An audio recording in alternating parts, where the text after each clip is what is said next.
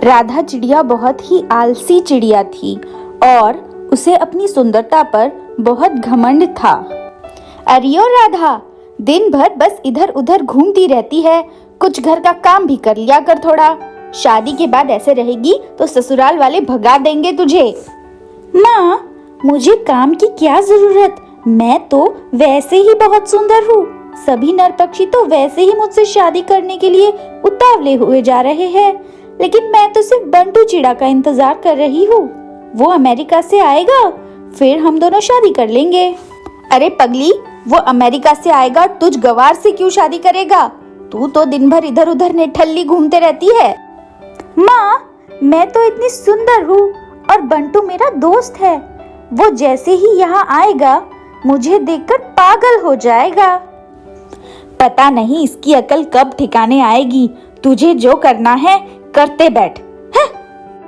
इसके बाद राधा चिड़िया उड़ जाती है और वो घूमने के लिए निकल जाती है। जब वो एक जंगल में जाती है तो उसके सामने एक जादुई रोशनी प्रकट होती है।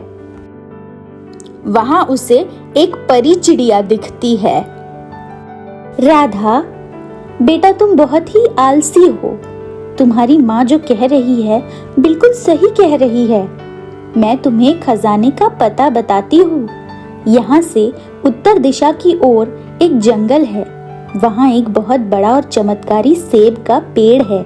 अगर तुम उसके नीचे की जमीन खोदोगी तो तुम्हें हीरों का खजाना मिलेगा। अगर तुम उसे खोज लेती हो तो उस खजाने का आधा हिस्सा तुम रख लेना और उससे अपना खुद का ब्यूटी पार्लर शुरू कर लेना। ठीक है परी चिड़िया। इसके बाद वो परी चिड़िया फिर से उसी रोशनी में गायब हो जाती है। फिर राधा वहाँ से वापस चली जाती है। उसके बाद कई दिन बीत जाते हैं, लेकिन राधा चिड़िया उस बात पर कोई ध्यान ही नहीं देती। फिर एक दिन राधा चिड़िया वापस उसी जंगल में घूमती हुई आती है। वो परी चिड़िया फिर से वहाँ प्रकट होती है। बेटा राधा, तुम बहुत ही आलसी हो। अगर तुम इसी तरह अपनी सुंदरता के घमंड में डूबकर अपना वक्त बर्बाद करती रही तो तुम्हारी जिंदगी बर्बाद हो जाएगी। इतना कहकर वो परी चिड़िया गायब हो जाती है। क्या ये सब सच में है या फिर सिर्फ मेरा वहम है?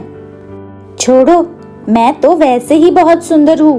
मेरी जिंदगी तो वैसे ही बहुत मस्त कटेगी। इसके बाद राधा वापस अपने घर चली जाती है। अरे ओ राधा, अपनी बंटू चिड़ा के साथ शादी के सपने देखना बंद कर दे। आज उसकी माँ आई थी घर। वो बता रही थी कि 1 साल बाद वो अमेरिका से पढ़कर वापस आने वाला है और उसके लिए उन्होंने बहुत ही अच्छे घर की चिड़िया बहू ढूंढ ली है। क्या? लेकिन ये कैसे हो सकता है माँ? कितनी बार कहा है तुझे कि कुछ काम काज कर ले, लेकिन तू है कि मानती ही नहीं। अब अगर तुझ में कोई अच्छे गुण होते तो मैं तेरे लिए पूछ कर देखती, लेकिन तू तो बस इधर उधर दिन भर निठल्ली घूमते रहती है। भला अपने अमेरिका से आए हुए बेटे के लिए कोई ऐसे निठल्ली चिड़िया क्यों चुनेगा? माँ, तुम सही कह रही हो। अब मैं भी कुछ बनकर दिखाऊंगी आपको। इतना कहकर राधा चिड़िया वहाँ से चली जाती है। वो फिर से उसी जंगल की तरफ जाती है जहाँ उसे परी चिड़िया मिली थी। परी चिड़िया, ओ परी चिड़िया, क्या आप मुझे सुन सकती है? राधा की आवाज सुनकर परी चिड़िया प्रकट हो जाती है। मुझे सब पता है राधा, वो खजाना अभी भी वही है। चलो मेरे साथ और ठीक वैसा ही करना जैसा मैंने तुमसे कहा था। हाँ परी चिड़िया, मैं ठीक वैसा ही करूंगी जैसा आपने कहा था। इसके बाद राधा परी चिड़िया के साथ उड़ते उड़ते उस बड़े से सेब के पेड़ की तरफ चली जाती है। वहाँ राधा नीचे की जमीन की हथौड़े से खुदाई करती है और उसे हीरों का खजाना मिल जाता है। उसमें से राधा आधा खजाना अपने साथ ले जाती है और उससे खुद का ब्यूटी पार्लर खोलती है। 1 साल में राधा चिड़िया बहुत कामयाब हो जाती है। 1 साल बाद बंटू चिड़ा अमेरिका से अपनी पढ़ाई पूरी करके वापस आता है और वो अपनी दोस्त राधा से मिलने जाता है। अरे राधा, तुम्हारा ब्यूटी पार्लर का बिजनेस तो बहुत अच्छा चलता है। तुम तो बहुत ही सुंदर चिड़िया हो और सुंदरता के साथ तुम तो मेहनती भी हो। मैं ऐसी ही किसी चिड़िया से शादी करना चाहता था।